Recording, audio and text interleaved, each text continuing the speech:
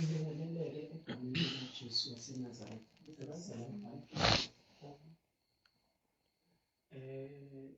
Noma unekusile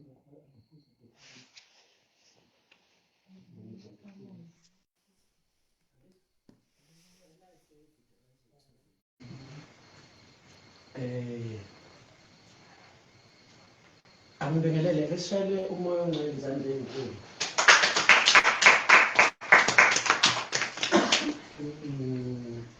Namhlanje ngifuna siqhubeke nesifundo esasisenza ngoLwesihlanu. It's Monday. Monday. Sasisenza ngoLwesihlanu. Sasikhuluma ngani? Sasikhuluma nge-prayer and fasting and prayer. Ngesonto eledlule besikhuluma nge-prayer, umthandazo. Sakhuluma nje kakhulu ngomthandazo, ukuthi umthandazo uyisikhali, umthandazo usiza, umthandazo unjani, umthandazo ngani. But ngoLwesihlanu sasikhuluma ngomthandazo kodwa kule ngxenye yani yokuzila ukudla. Sasikhuluma ngomthandazo kule ngxenye yani yokuzila ukudla. Amen. Uzobona kaningi iBhayibheli uma likhuluma ngomthandazo indaba yokuzila ukudla alishiyi. Kusukela nje nakwi-Old Testament esivumelwaneni esidala uzothola ukuthi abantu bakaNkulunkulu babethi uma benza ezinye izinto bekhuleka kuNkulunkulu, imithandazo yabo eminye yayingahambi yodwa, eminye yayihamba nani nokuzila ukudla. Khona imithandazo ababeyenza ngaphandle kokuzila ukudla, bese kuba nemithandazo ababeyenza beyihlanganise nani nokuzila ukudla. Kwakuyisesivumelwaneni esidala. Uma ungavidirize ngeyakho, uma ufuna amavidiyo uzowathatha kule. Uma-ke eminye imithandazo yabo babekwazi ukuthi le mithandazo bayithandaze ngaphandle kwani okuzila ukudla. Bathi kunemithandazo ababeyithandaza bese be-eda ini ukuzila ukudla. Lapho kwakusesivumelwaneni esidala. Uma ufunda isivumelwano esisha, uma sesikhuluma ngebandla ke manje abantu abasindisiwe, uzothola ukuthi nabo kunemithandazo bebeyenza ngaphandle kokuzila ini ukudla. Kodwa bekunemithandazo ebe-eda ukuzila ukudla, bebeyihlanganisa nokuzila ini ukudla, ukuze leyo mithandazo yabo ibinama-hindrances, ibingaphumeleli, ibivimbekile, ingabe isavimbeleka, ikwazi ukuphumelela, ikwazi ukwenza njani ukunqoba. Amen. Ngicela ukuphinde, akusiyo yonke imithandazo yabo bebeyenza beyihlanganise nani nokuzila ukudla. Ikhona imithandazo eminingi bebeyithandaza iphumelele ngaphandle kwani kokuzila ukudla. Kodwa uma bethe bayathandaza babona ukuthi kunezinto ezivimbelayo ngakubo, kunezinto ezivimbile ngakubo ukumukela izinto abayithandazela uNkulunkulu, ukwenza imithandazo yabo ibe nemphumelo, ukwenza imithandazo yabo ibe namandla, ukwenza imithandazo yabo iphumelele, ukwenza izinto zabo zenze njani ukuthi ifinyelele kubo. Bebe-eda ukuzila ukudla, bekunendima ebidlalwa ukuzila ukudla emkhulekweni oyikhulekile wayibona ingaphumeleli ihamba yodwa. Kodwa emithandazweni bebeyikhuleka ihamba yodwa yaphumelela, bebengakuzili ini ukudla, bebengaqedi ukuzila ukudla kuleyo mthandazo. Esivumelwaneni esidala nesisha. Ngicela ukubuyela kulokho kwangokudlula. Abantu abaningi abazili ukudla, bafundisiwe kunamasonto or abantu abathile kwamanye amasonto abafundisa ukuthi abazalwane besivumelwane esisha ngoba bekho ngaphansi komthetho kaMose kumele bengawuzili ini ukudla. Bathi ngoba ukuzila ukudla kungaphansi kwani komthetho kaMose, manje ibandla elingaphansi kwesivumelwane esisha elingekho ngaphansi kwesivumelwane esidala umthetho kaMose akumele lenze njani? Lizile ukudla. Amen. Amen. Ukuzila ukudla akusiwo umthetho kaMose. Uma uzofunda imiyalo uNkulunkulu ayinika abantwana bakwa-Israyeli eli-10, uzobona ukuthi awukho umthetho wani wokuzila ukudla. Imithetho eyi-10 imithetho uNkulunkulu owayinika abantwana bakwa-Israyeli bengakangeni ezweni lani lesethembiso, okwakumele baphile ngayo bengakangeni ezweni lani lesethembiso. Awukho umthetho wani lapho wokuzila ukudla. Kwase kuba khona eminye imithetho enezelwe uNkulunkulu kubantwana bakwa-Israyeli. Leyo mthetho ebanikela yona indlela bekumele baphile ngayo sebesezweni lani lesethembiso. Ile mthetho engeziwe emthethweni njani eli-10. Uzoyibona nje khona imithetho eli-10 bese kuba khona imithetho eyengeziwe. Kubantwana bakwa-Israyeli sebengezela ukuthi leyo mthetho bazophila ngayo kuphi ezweni lesethembiso. Kuleyo mthetho yonke akukho nowodwa umthetho owawushayela isizwe sonke ukuthi senze njani sizele ukudla. Okuthi uma bewuphulile lo mthetho kuthiwa bonile ngoba bazilanga ukudla baphula umthetho obumiswe uNkulunkulu awukho. Yingakho-ke uma kuphela umthetho kaMose ibandla lingekho phansi koMose liyaqhubeka nokuzila ukudla, ngoba ukuzila ukudla akaze kube umthetho kaMose, akaze kube semiyalelo leyi-10, akaze kube semiyalelweni eyangezwa kweyi-10 yokuphila ka-Israyeli ezweni lesethembiso. Amen. Ngakho bonke abantu abatshela abantu ukuthi abangakuzila ukudla ngoba bekho ngaphansi komthetho kaMose basuke bebafundisa into ephambana neBhayibheli, ngoba eBhayibhelini abantu kwi-Old Testament bebengazila ukudla ngenxa yomthetho kaMose. Awukho umthetho kaMose ukuthi akuzila ukudla. Awukho nowodwa umthetho washawo uMose washayela isizwe sonke wagcinwa isizwe sonke okuthiwa ukuzila ukudla bengeke umthetho kaMose. Ingakho-ke uma ibandla seliye kumthetho kaMose selingekho esivumelwaneni esidala seluye kumthetho kaMose aliki ngoba ukuzila ukudla akaze kube yini umthetho kaMose. Ngakho akekho noyedwa umuntu ongayeki ukuzila ukudla bese ethi ngoba akekho ngaphansi kwani komthetho kaMose, ngoba ukuzila ukudla akukho ngaphansi komthetho kaMose. Akusikho ukugcina umthetho kaMose uma uzila ini ukudla. Akazange kube ngaphansi kwani komthetho kaMose. Omunye uzobuza ukuthi uma-ke ukuzila ukudla kungekho ngaphansi komthetho kaMose, ani iBhayibheli likhuluma kaningi ngokuzila ukudla esivumelwaneni esidala. Alikhulumi ngokuzila ukudla njengomthetho kaMose, likhuluma ngokuzila ukudla njengomlando sisuke silandiswa ukuthi noma kaMose ukuzila ukudla kodwa kunabantu ebebezila ini.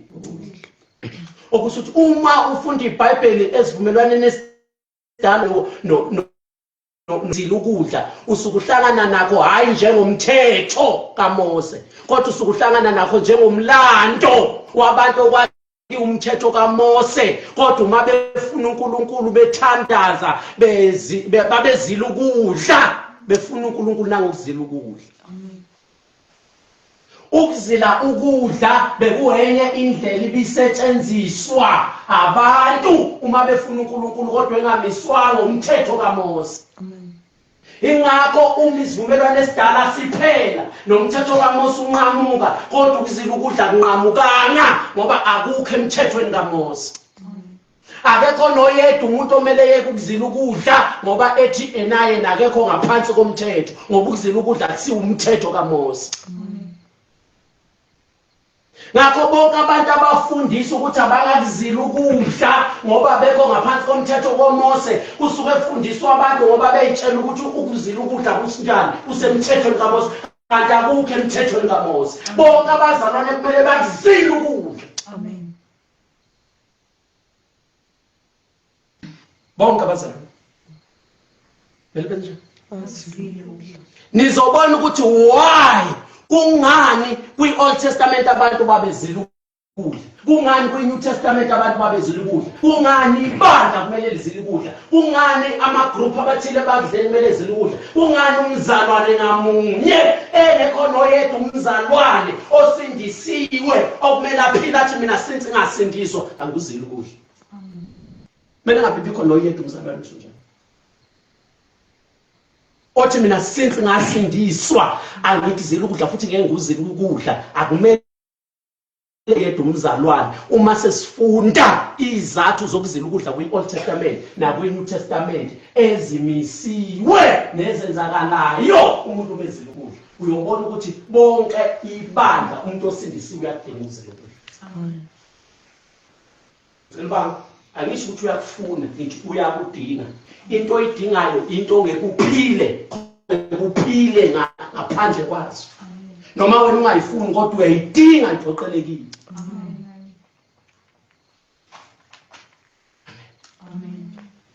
Ngakho ukuzila ukudla akusiyo umthetho kaMose.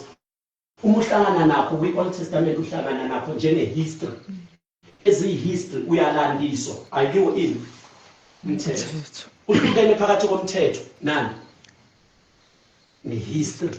I-history uma utshelwa ukuthi uJesu wahamba phezu kwamanzi akusiyo umthetho wokuthi wonke umuntu kumele ahambe phezu kwamanzi. Umlando usukulandiswa. Ingakho umuntu noma ungahambanga phezu kwamanzi ngoba awukho umthetho othi bonke abantu abahambe phezu kwamanzi. Kodwa umuhlangana nalelo verse eBhayibhelini awuhlangani nalo njengomthetho, uhlangana njengomlando uyalandiswa. I-fasting umuhlangana nayo eTestament elidala uhlangana nayo hayi njengomthetho kodwa uhlangana nayo njengomlando. Kufana nesithembu. Amen. Kufana nesithembu esivumelwaneni esidala awuhlangani naso njengomthetho owamiswa uNkulunkulu nowamiswa uMose. Uhlangana nawo njenge-history. Ingakho ungeke usitshele ukuthi wena unesithembu ngenxa ukuthi kwi-Old Testament esivumelwaneni esidala abantu babe nesithembu.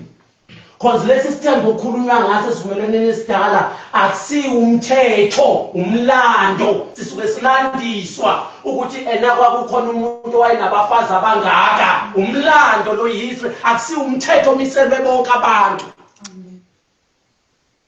Siyalandiswa nesizwe sikaNkulunkulu ukuthi sasilwa nabantu abanye abantu senze njani sibabulale. Kodwa sihambe siyobulala abantu ngoba sithi kwi-Old Testament esivumelwaneni esidala uIsrael wayenze njani? Wayebulala abantu ngoba ukubulala kaIsrael akusiyo umthetho, yini? Umlando. Ungahlangana nalawo mavesi sihlangana nawo njengomlando hayi njengomthetho kumele siwugcine. Manje umuhlangana nani kwi-Old Testament esivumelwaneni esidala nendaba yokuzila ukudla uhlangana nayo hayi njengomthetho owawumiselwa abantwana bakwa-Israyeli owawumiswe ngaphansi kwesivumelwaneni esidala. Uhlangana nayo njengomlando owawungenziwa isizwe sonke bathile uma benenjongo eyithile noNkulunkulu bese bezila ukudla. Manje uma phela isivumelwano esidala unqamuka nomthetho, ifasting ayinqamukanga ngoba yayingekho kuphi esivumelwaneni esidala, yayingekho emthethweni. Kwakuyindlela eyayisetshenziswa umthetho kaMose, kodwa kwakuyindlela eyayisebenziswa abantu ngenxa yokuthi babe benefita bezuza ngokuzila ukudla. Ingakho ke nathi sizuza sifasta sizila, asizili ngenxa yomthetho kaMose, sizila ngenxa yama benefit ayetholakala ngokuzila ukudla kulabo bantu. Amen. Amen. Hallelujah. Amen. Sizobona ama benefit uma sesikhuluma yini ama benefit or inzuzo yokuzila ukudla. Yiyo ke le nzuzo ababeyizilela kwi-Old Testament nasesivumelwaneni esisha nebandla nabantwana hayi umthetho. Manje abantwana bakaNkulunkulu bafasta ngenxa yani? Yenzuzo hayi ngenxa yani? Nomthetho. abafasti ngenxa yomthetho kaMose kodwa abafasta ngenxa yani yenzuzo. Hamba ubuka ukuthi ena kuyinzuzo. Ncwadi kaMathewu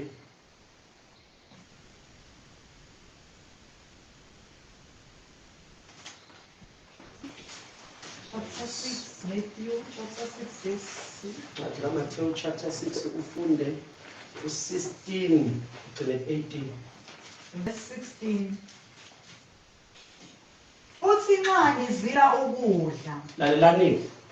Niyakhumbula ukuthi ngokudlule ngathini? Ngathi uma iBhayibheli lithi futhi nxa, into yokuqala engifuna ngibambe lapha, uJesu la wayengakhulumi nabantu abangaphansi kwani isivumelwano esikabani sikaMose.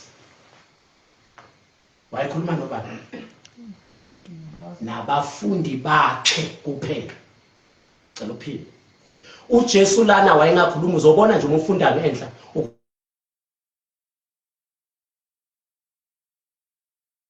ukuthi njengani njengabafundisi bomthetho, abasadusi, abafarisi nani nabafundisi bomthetho laba bangaphansi koMose, ngoba lento babeyenza njengomthetho beyenza ngemotive enjani errong. Intaba yana eyokuthandaza neyani neyokupha umuntu isipho neyani neyokuzela ukudla. Lezo zinto abangaphansi komthetho babezenza kodwa ngemotive enjani embi yokufuna ukubukwa. Uma ufunda ngenhla uzobona uJesu ubekhuza abalandeli bakhe, abafundi bakhe, ukuthi nina nani nizothandaza, nani nizobapha abantu izipho, kodwa anikuzukwenza njengalaba abangaphansi komthetho, ngoba bakwenza lento ngemotive embi, befuna ukwenza njani ukubonwa, ukubukwa. La uJesu befundisa ngefasting kodwa hayi efundisa abantu abangaphansi komthetho, efundisa abantu abanjani abangabalandeli bakhe. Ngicela ubambe njengoba bebafundisa ngomthetho. Amen. Njengoba bebafundisa ngomthetho laba bantu laba. Njengoba bebafundisa leli bandla noma abalandeli bakhe bafundisa ngefasting. Wayengabafundisi njengabantu abangaphansi komthetho ngoba babengeza ukugcina ukuzila ukudla uJesu enjani esekhona. Babezogcina uJesu enjani esehambile. Ngiyakhumbula ukuthi sakufunda lokho. Amen. Nizobona into lokho ukuthi enabafundi bakaJesu ukuzila ukudla babezokulokhuza, babezofasta.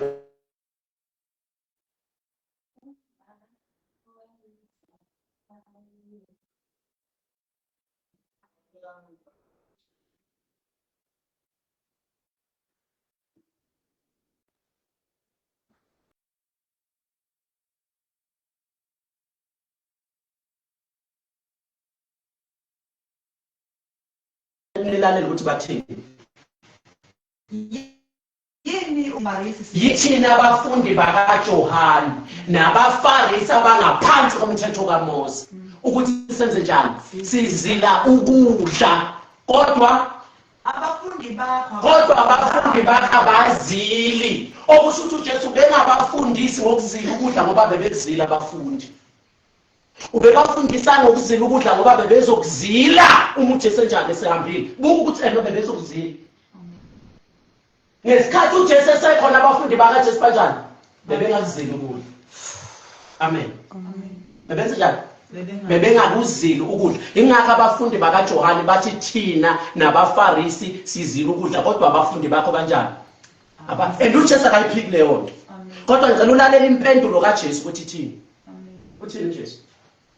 uJesu wasikubo, abayeni bangalila yini? Uthi abayeni bangalila yini umyeni enjani? Esenabo na. Okusho ukuthi abayeni bazolila uma umyeni enjani esehambile. La uJesu uqonda ukubatshela ukuthi abafundi bami ngathi kwabo, kodwa bazokuzila la ngingasekho phakathi kwabo.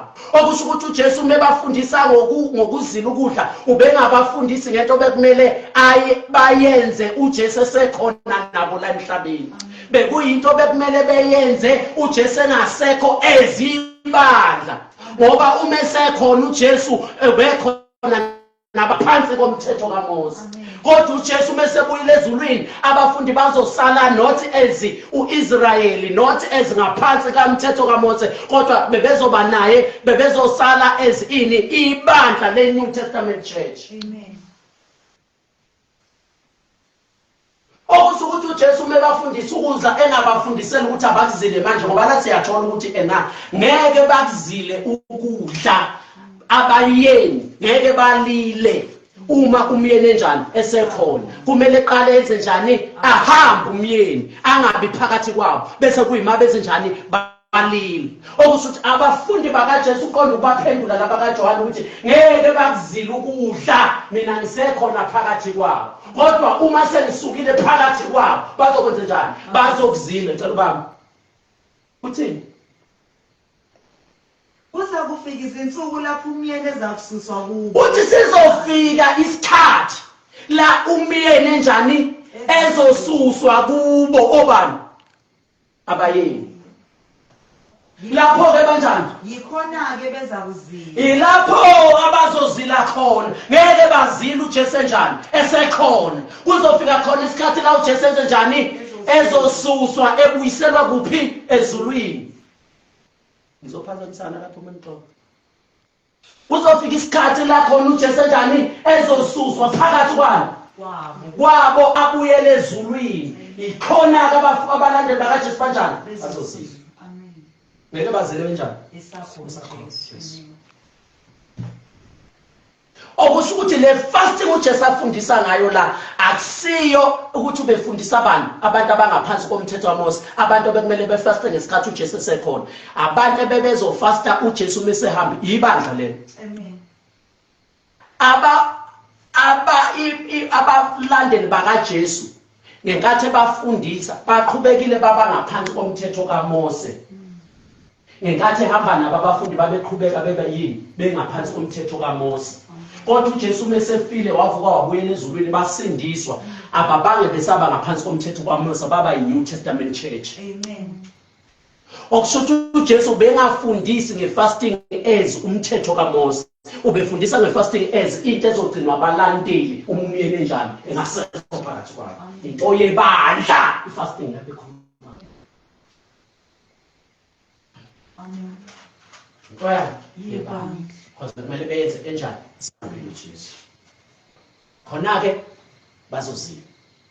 Khona ke uthi noma bengazili kanye nani njengamanje nabafarisi, kodwa uma umyeni esesusiwe phakathi kwabo khona bazozila. Okusho ukuthi uJesu kumisiwe ukuthi abalandeli bakaJesu ibandla kaJesu abantu abasindisiwe bazile.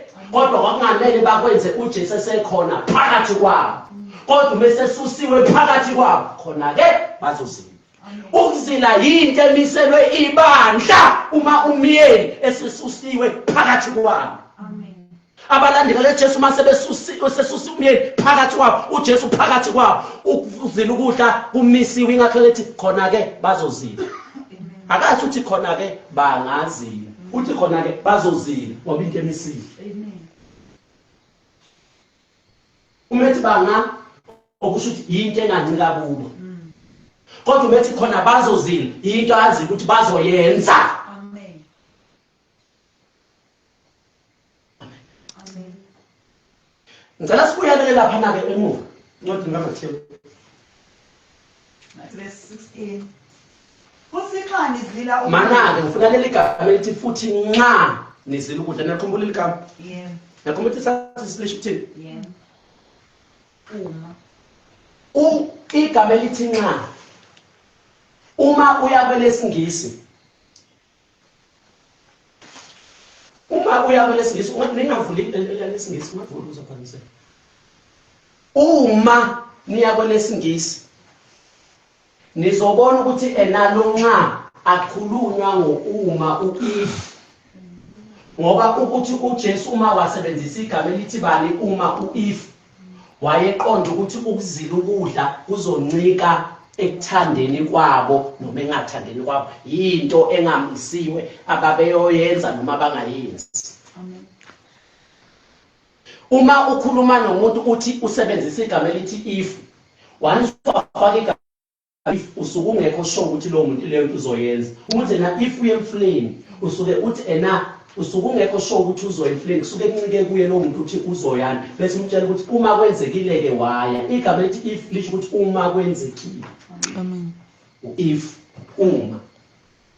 But uma uJesu igama elithi nxa uyolicinga esiNgisini wathola ukuthi akasebenzisanga u-if, usebenzisa igama elithi when. Igama elithi when ulisebenzisa kumuntu ozoya emfuleni, usho ukuthi uzoya emfuleni, uthi yena nxa usuya emfuleni ngoba uyazi ukuthi uzoya emfuleni. Ingakho kumele siyolicinga kwelesingisi leli gama lithi nxa ukuthi uJesu leli gama usebenzise u-when noma u-if. Ngoba uma esebenzise u-if kusho ukuthi i-fasting into ibandla belizoyenza uma lithandile, uma lingathandanga liyeke uma. Kodwa uma wasebenzisa igama elithi when uyazi ukuthi sure bazofasta kodwa kunama-instruction afuna ukubanika ukuthi bazofasta kanjani. Yinto emisiwe. Uma wasebenzisa igama elithi when shuthi into emisiwe asho ukuthi bazoyenza kodwa ufuna ukubanika ama-instruction ukuthi leyo nto bayenze kahle. Awufuni ukuthi usebenzise leli gama. When you fast, Umethu angitsho ukuthi kusebenzisa when lana okusho ukuthi fasting akusinto okuthiwa we-if. Into oyenza uma uthandile. Uma ungathandanga uyoyiyeka, ibandla liyoyiyeka, abazalwane boyiyeka ngoba uJesu wathi if uma. Kodwa uthe nxa okusho ukuthi usebenzisa igama umethi nxa usho ukuthi when into abazoyenza kodwa lapho uma sebeyenza nazo ama-instruction. amen. Into emisiwe ifasting ebandleni. Ingakho uJesu umekhuluma nabo ngefasting akasebenzisa if, usebenzisa when unxa ngoba uyazi ukuthi into abazoyenza imisiwe. Amen. Ingakho ke ena lapha kuMathewu ethi ena khona ke bazofasta. Uyazi ukuthi sure bazofasta ngoba umisiwe ukuthi ibandla lifaste. Umisiwe ukuthi abazalwane bafaste. Umisiwe ukuthi umzalwane enjani afaste. Into emisiwe le. Amen. Uthini? Futhi nxa nidlile ukudla ninganyukubali njengabazenzisi. Ngicela nibambeke la. Uthi enani nganyukubali njengabazenzisi. Okay, wasiqhubeka. Ngokuba bona banyakamisa ubuso babo. Niyabona ukuthi abantu abangabazenzisi bayafasta. Yeah. Lana umethe abazenzisi ukhuluma ngani? Ngabafundisi bomthetho, abaFarisi nabaSadusi. Laba bantu babegcina umthetho kaMose bethi bakhonza uNkulunkulu kodwa imotive yabo injani? Imbi. Babenzisa bekhohlisa. Inkonzo yabo yayibukeka inhle emehlweni abantu kodwa yayingamukelekile uNkulunkulu, uNkulunkulu wayengabuki izenzo zabo, wayibuka injongo enhlizweni. Uthi ke ngenxa yokuthi abazenzisi bayathandaza kusho ukuthi nina nizoyeka ukuthandaza. Ngenxa ukuthi bapha abantu izipho akusho ukuthi nina ninjani nizoyeka ukupha abantu izipho. Ngenxa ukuthi bayafasta akusho ukuthi nina nizoyeka ukufasta. Nani nizothandaza, nizobapha abantu izipho, nani nizofasta kodwa ngeke nenze njengabo. Nini injongo nizoyishintsha. Akusho ukuthi izinto uma zenziwa abahedeni thina ishiwo yizwi kumele siyeke ngenxa yokuthi abahedeni bazenza, abantu abazenzisa bazenza, abantu abakhohlisayo abadukileyo banjani bazenza. Ingakuyuzwa abanye bethi ena imangalisa siyifuna ngoba nabantu abangabahedeni nabantu abadukisana nabaprofeti bamanga bazenza imangaliso. Okushuthi ke uma abantu bamanga nabaprofeti bamanga beshumayela befundisa nathi kumele siye kushumayela siye kufundisa. Akumele abantu bokweduka uma benza into eshiwo yiBhayibheli bese siyayiyeka thina. Kumele siyenze njengabeqiniso futhi singayenzi njengabo bona bande motive very wrong ekwenzeni lezi zinto ezinhle but thina kumele sisenze ngani? Right. Kumele siqhubeke sishumayela, siqhubeke senze imangaliso. Siqhubeke senze sithandaze, sipha abantu sifaste. Akasho uJesu uthi ngoba bazenzisa kanjani? Bayazela ukudla ninakele kanjani? Ningazela ukudla ngifuna nifane nabazenzisi. Uthi ningafani nabo ngemotive kodwa ngokuzela ukudla enza kanjani? Zilani nani? thandazani nani iphani nani ilokuzana izipho yenzani njengabo kodwa ngemotive ningafani nabo ngenjongo ningafani ngesimilo ningafani kodwa lemisebenzi abayenza nani yenzeni nizohluka ngani ngemotive ngenjongo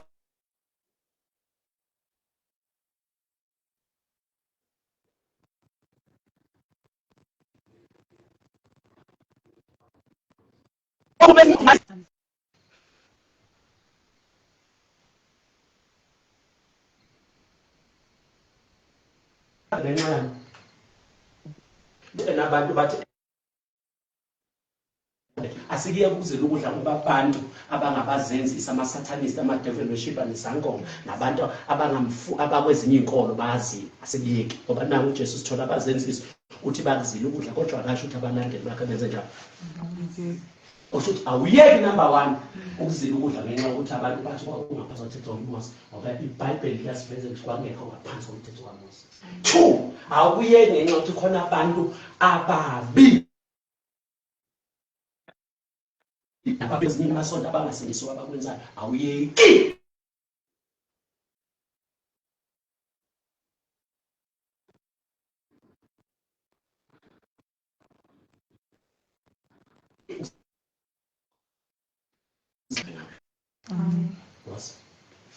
ukuze babonakale kubantu ukuthi bazilile ngiqinisile ngisikini sebewamukela umvuzo wabo ngithe ngifuna nizobuka ukuthi kwi-Old Testament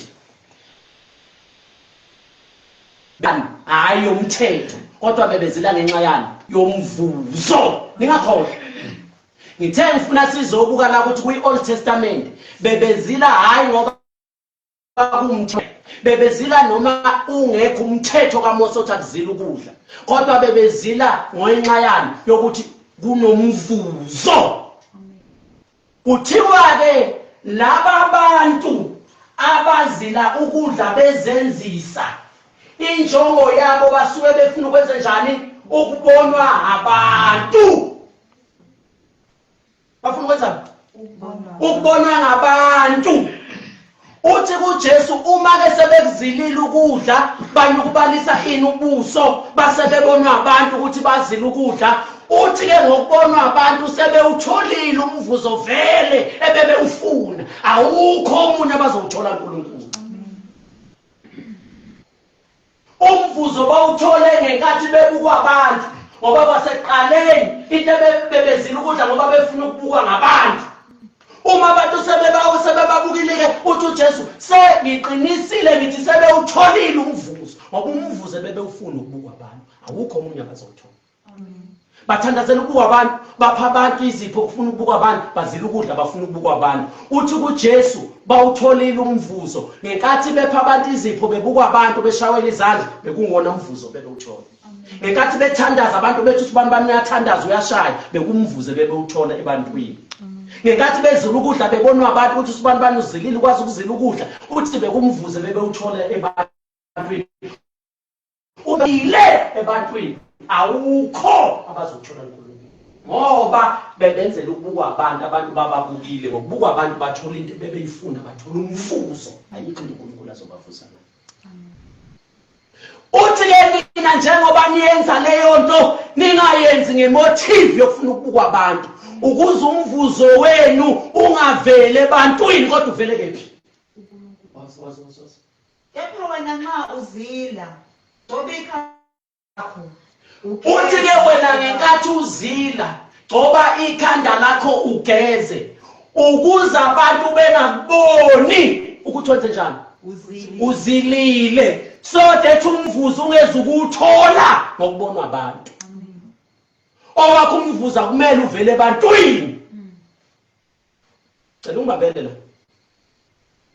umethi enakepha wena uma uzila ubogcoba ikhanda lakho ngamafutha ugeze usho ngoba uJesu laba balandela bekhuluma nabo bekungabalandeli ngokohlanga bekungamaJuda abethu mesekezile inwele zabo bagcobe ini amafutha ngamanye amazwi ubengabeka umthetho ukuthi umthetho umuntu umezile ukudla akugcoba amafutha bekuyimpilo yabo generally ngokujwayelekile nje bengazilanga. Uthi kuma usuzila ukudla ungenze into ehlukile ngoba abantu bazokunethisa. Wena ujwayela ukugeza ugcobe namanje kuma usufastile egeza ugcoba abantu benganothisi ukuthi khona into ehlukile oyenzayo ngoba uhluke kuphi ezenzeni empilweni yakho. Uhluke emsebenzini onjani oyenzayo generally ngokujwayelekile empilweni. Ngenkathi wena usuwenza into ehlukile kanti ujwayela ukugeza ugcoba amafutha wasuyayeka lezo zinto abantu bazonethisa ukuthi kunento ehlukile ngempilo yakho. Ngakho ke thina amaZulu uma kukuthi asijwayele ukugcoba ikhanda ngamafutha ngeke uzwe ukuthi iBhayibheli lithi uma ufastile ubogcoba amafutha. Lalisho lana hayi ukuthi abagcoba amafutha, lalisho ukuthi general ngokujwayelekile nina nijwayele ukugeza ligcoba amafutha. Manje uma senizila ukudla musana ukwenza into entsha ezonenza ukuthi ninothiswe nabantu. Lalibalekela lana ukwenza into yokudonsa amehlo abantu, into engajwayelekile. Amen. Ngakho wena umZulu uyazazi ukuthi ngokujwayelekile wenze njani, uthi yenza lento ejwayelekile. Uma uthi wena wagcoba amafutha ekhanda ngokujwayelekile, usugcoba amafutha ekhanda uqonda ukuthi yenza lento ejwayele ukuyenza uma ungafastanga, so that uma usufastile abantu bengaboni ukuthi khona into ehlukile amehlo abo, khona into abayinothisayo ngabo ngoba ube umuntu ojwayelekile kodwa emfihle uyazi ukuthi njani. Ngenkathi wenze njalo ke ngeke uthole umvuzo ebantwini ngoba abantu ababonanga, ngeke bekushayela izandla, ngeke bekubabaze, awukho umvuzo onjani othole ebantwini kodwa umvuzo wakho uzowuthola ngokuzila ukudla. Noyihlo obone kusithekela uza Kodwa uyihlo obone kusithakaleni njengoba uzila ukudla abantu ababonanga. But ukhona umuntu obona izinto ezenzeke kufihlakaleni. Noma abantu bengabonanga ukuthi uzila ukudla kodwa khona ubonile, khona ukunothisa. Uthi lokunathi usilo uzokwenza njani? Uza noyihlo obone kusithekela uza kukuvuza. Uzokwenza njani? Uza kukuvuza. Uza kukuvuza uma wenza njani? Umuzila. Niyabona ukuthi ukuzila ukudla kunomvuzo. Amen. Ilo mvuzo ke ububona abantu bezila kwi-Old Testament na kwi-New Testament bebengazileli umthetho, bebezilela ini?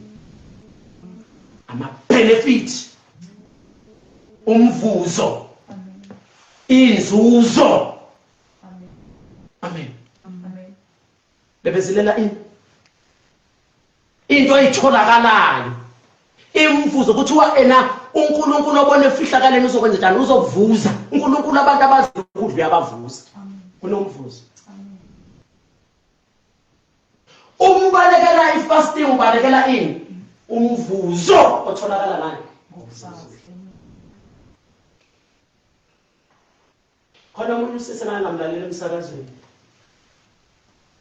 okhosini wathi mina angikuzila ukudla ngoba kunzima. Uma abazalwane engikhonza nabo bezela ukudla esikhundleni sokuthi ngizela ukudla ngenze njani? Uvele ngikhipha imali. Khona indima edlala ukhishwa imali kodwa leyo mali ngeke idlale indima yokuzela ukudla. Akusisi isathe singayikho inhliziyo khipha imali. Ukhipha imali kodwa leyo ndima ngeke imali idlale